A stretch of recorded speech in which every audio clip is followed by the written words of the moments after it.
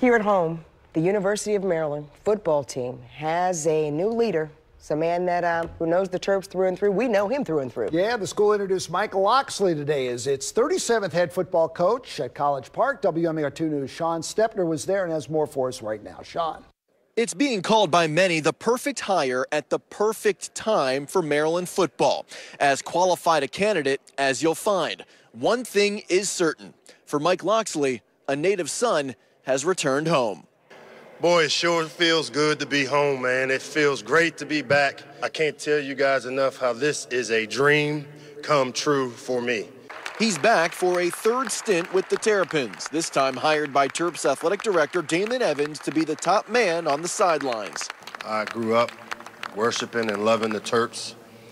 When I got into coaching, this was the one job that I always coveted. Locksley is from D.C. He's held different coaching jobs under 3 previous head coaches at Maryland. I've spent 10 years of my coaching career here. I've seen the good, bad, and ugly of Maryland. But not its ugliest. Locksley takes over a program rocked by last summer's death of player Jordan McNair 2 weeks after suffering heat stroke during a team workout and the scandal that followed. Locksley would not address that directly, rather focusing on where he wants to take his new team. It's my goal to build this thing into a football family, and the number one thing for me, just like being a father in the family, is ensuring that every decision I make moving forward as the leader of this family will put the health, welfare, and safety of the students first. One notable person in attendance Thursday, Marty McNair, Jordan's father. Locksley has been friendly with the McNairs for years. Locksley comes back to Maryland after spending 3 seasons at Powerhouse, Alabama, the last 2 as offensive coordinator. He recently won the Broyles Award as the nation's top assistant coach.